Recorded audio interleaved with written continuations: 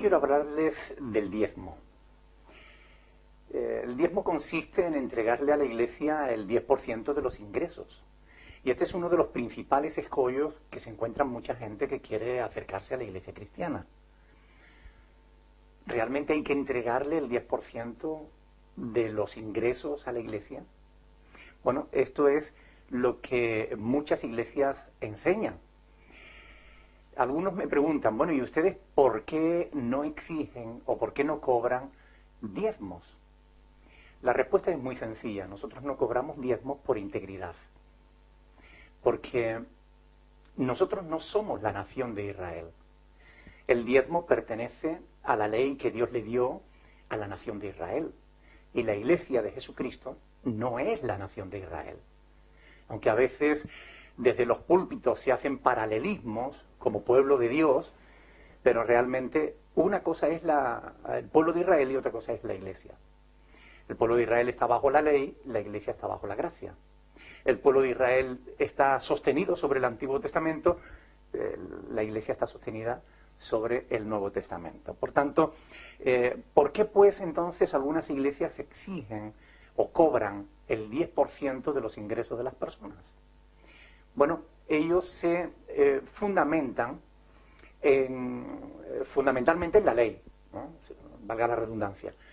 Pero hay dos pasajes del Antiguo Testamento, del primer libro de la Biblia, del Génesis, que se utilizan como base y fundamento para decir que el diezmo es anterior a la ley y por tanto la iglesia está obligada a pagar diezmo. Uno de esos pasajes es Génesis capítulo 14, en el que vemos que Abraham da diezmos a Melquisedec. Claro que nosotros tenemos un dicho que reza así: un texto sin su contexto es un pretexto. Por consiguiente, nosotros para poder interpretar correctamente cualquier pasaje de las Escrituras tenemos que tener en cuenta ese contexto, el contexto que le rodea. Cuando uno estudia Génesis capítulo 14, uno se da cuenta de que Abraham no está dando diezmo de sus bienes. Abraham no da diezmo de su dinero. Abraham se mete en guerra con unos reyes que habían arrasado Sodoma y Gomorra, se habían llevado a su sobrino Lot, y Abraham, con 300 criados nacidos en su casa, va a rescatarlo, consigue derrotar a esos reyes y coge un gran botín. Y de ese botín de guerra, Abraham da diezmos a Melquisedec.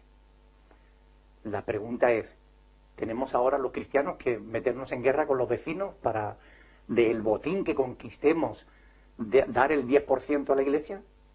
No tiene sentido. O sea, es absurdo pensarlo así. Antes de ese pasaje, nunca se dice que Abraham hubiera dado diezmos. Después de ese pasaje, nunca se vuelve a decir que Abraham haya vuelto a dar diezmos. Por tanto, es un pasaje único, ahí, que está solo, y que no puede servir como fundamento para una doctrina como la del diezmo. Después hay otro pasaje en Génesis 28, en el que se ve a Jacob haciendo una especie de negocio con Dios. Jacob le hace una propuesta a Dios. Si tú me bendices en el viaje, si me guardas, si me proteges, si me prosperas, de todo lo que tú me des yo te voy a dar el 10%. Volviendo otra vez a analizar el contexto de ese pasaje, nos damos cuenta de que poco menos que le estaba planteando un chantaje a Dios. Es decir, él proponía un diezmo condicional. Si tú me das, si tú me guardas, si tú me bendices. En ningún pasaje de las Escrituras se dice antes de ese que Jacob diezmara. En ningún pasaje de las Escrituras se dice después que Jacob diezmara. Ni siquiera se dice que cumpliera con su propuesta, ni que Dios aceptara ese chantaje. O sea, no es fundamento para sostener el diezmo, una doctrina como el diezmo en ese pasaje. Además de esos dos pasajes, ya solamente nos quedan los de la ley. Los pasajes en los que Dios instituye el diezmo como ley, pero solo para la nación de Israel. Santiago capítulo 2, verso 10, enseña que la ley es un bloque. de la que no podemos tomar lo que nos interesa y dejar el resto. Porque dice que si cumplieras toda la ley, pero ofendieres en un solo punto de la ley, te haces culpable de todos. Por tanto, o estás bajo la ley o estás bajo la gracia. Los que quieren justificarse por la ley de la gracia han caído, dice el apóstol Pablo. Por otro lado, si quieren exigir el diezmo, pues tendrían que tener en cuenta que otras leyes, como por ejemplo que coma marisco, pues está desobedeciendo a Dios y por consiguiente debe ser castigado. O que si uno de estos pastores que quieren, o de estos sacerdotes que quieren cobrar diezmos, pues si tienen un hijo que es rebelde y contumaz, la ley les obligaba a llevarlo a la plaza del pueblo ante los ancianos de la ciudad para que fuera apedreado hasta morir. Si quieren exigir el diezmo tendrían que cumplir también esos mandamientos. No tiene sentido. Son mandamientos para el pueblo de Israel, no para la ley, no para la iglesia de Cristo. Además de todo eso, el pasaje que más les gusta a ciertos pastores citar es Malaquía capítulo 3. Es un pasaje de las Escrituras en el que Dios pregunta: ¿robará el hombre a Dios? Pues vosotros me habéis robado. Y dijisteis: ¿en qué te hemos robado? Y Dios responde: en vuestros diezmos y ofrendas. Malditos sois con maldición, porque vosotros, la nación toda, me habéis robado. Como se puede ver, está hablando de la nación. ¿De qué nación? De la nación de Israel. No habla de la iglesia. No habla de los discípulos de Cristo. Traed todos los diezmos al alfolí y haya alimento en mi casa. Es curioso que cuando estudiamos estos pasajes con detenimiento, nos damos cuenta de que el diezmo no consistía en dinero, sino en alimento. Concretamente, como enseña el libro de Deuteronomio y también el libro de Levítico, se trataba de dar el 10% de los frutos de la tierra y de los frutos del ganado. De manera que una persona que no tuviera tierras o que no tuviera ganado no tenía que diezmar. Solo debían diezmar aquellos que tuvieran tierras y ganado. Por ejemplo, antes de ir a Jerusalén a celebrar la fiesta, pues una vez al año los judíos contaban su ganado. 1, 2, 3, 4, 5, 6, 7, 8, 9, el 10º le correspondía al Señor.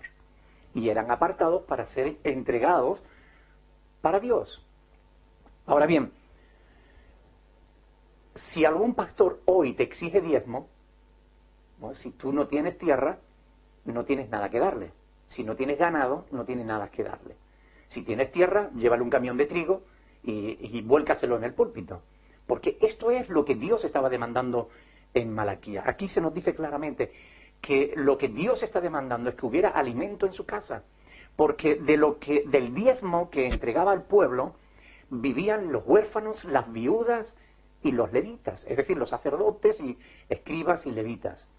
Por consiguiente, Dios lo que se está cuidando es de que hubiera alimento en su casa, no dinero. Es más, Levítico 27 del 13 y también el versículo 30 dicen que si alguno de los judíos quería redimir uno de los animales que le pertenecían al Señor, uno de esos décimos, él tenía que dar el valor del animal más un 20%, más una quinta parte. Por consiguiente, no era dinero lo que Dios estaba demandando. Lo que estaba demandando era alimentos para los levitas y para los huérfanos y las viudas. Aparte de eso, vemos en la Biblia, con respecto a la ley, que había dos tipos de diezmo bien diferenciados. Uno se recogía una sola vez al año, y ese diezmo no era para guardarlo en el alfolí, que son almacenes donde se guardaba el grano y demás. No era solo para guardarlo en el alfolí, para los sacerdotes, las viudas y los huérfanos, sino que era para que todo el pueblo, en una gran fiesta, pudiera celebrar al Señor. Por tanto, el diezmo de cada año se comía en una fiesta todo el pueblo juntos. Cada 3 años, el diezmo del tercer año era el diezmo que servía para los huérfanos, las viudas y los sacerdotes. O sea que no todos los diezmos eran para los sacerdotes.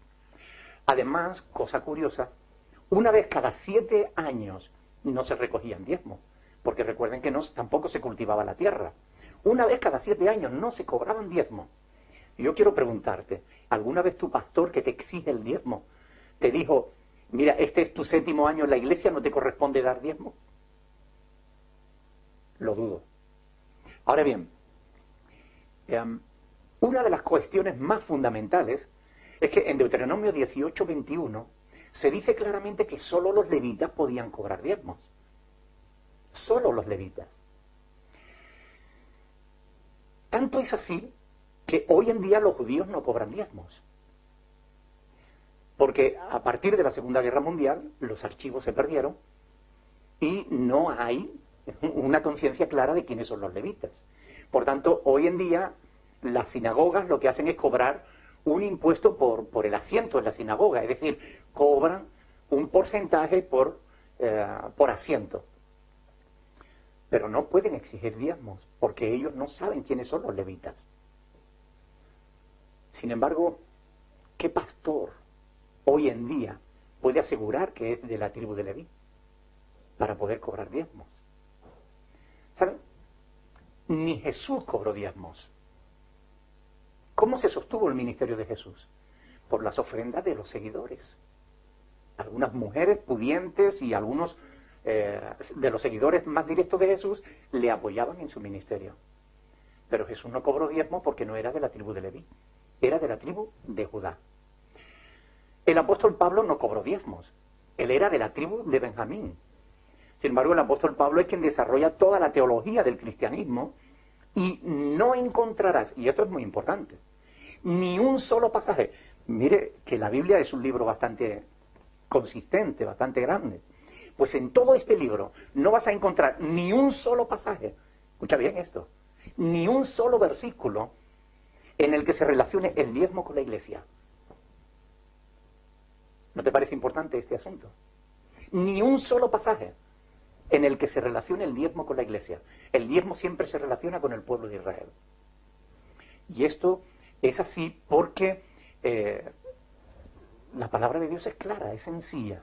Ahora, ¿por qué entonces algunos exigen diezmo? ¿Por qué algunos cobran diezmo? Bueno, la cuestión es bien sencilla porque solamente hay dos respuestas. O son ignorantes de las Sagradas Escrituras, que desconocen en profundidad estos temas, se limitan a tomar una herencia religiosa y a transmitirla sin ocuparse de ver si realmente es o no es correcto lo que enseñan, o simplemente porque son falsos pastores que engañan y manipulan a la gente para sacarle su dinero. No hay otra respuesta. O son ignorantes que no conocen estas cosas, o aún conociendo estas cosas, lo hacen porque realmente son falsos pastores. Son gentes que tienen poca fe. A mí en cierta ocasión me preguntó un pastor, pero es que si no cobramos diezmo, ¿cómo vamos a sostener la iglesia? La respuesta es bien sencilla, como se sostuvo la iglesia del primer siglo. La iglesia del primer siglo se sostuvo, como el apóstol Pablo enseña en 1 Corintios capítulo 16. Cada primer día de la semana, cuando la iglesia se reúne para adorar a Dios, pues cada creyente pone aparte algo, según Dios le ha prosperado. No se dice el 10%, ni el 15%, ni el 5%, ni el 1%, ni el 2%. Según haya prosperado, pone aparte algo para la ofrenda de los santos. Y los santos no eran solamente los pastores, eran todos aquellos que tenían necesidad. Y concretamente en ese pasaje se hace referencia a los santos de Jerusalén que estaban pasando hambre. Así pues, este es un asunto muy importante. Hoy en día hay una gran manipulación con este asunto. Por eso he querido hacer este vídeo, para aclarar estas cuestiones. Hoy en día en muchas iglesias se habla de sembrar en el reino, de pactar con Dios. Entrégale dinero a Dios y Dios te va a dar más. Dale 100 euros a Dios y Dios te va a dar 1000. Bueno, cuando alguien te diga algo así, dile, dame tú los 1000 o 100 y espera los 1000 de Dios. Pero no te dejes manipular de esa manera. Pacta con Dios, pacta por un milagro. Mire, los milagros de Dios no se venden, ni se compran ni se venden.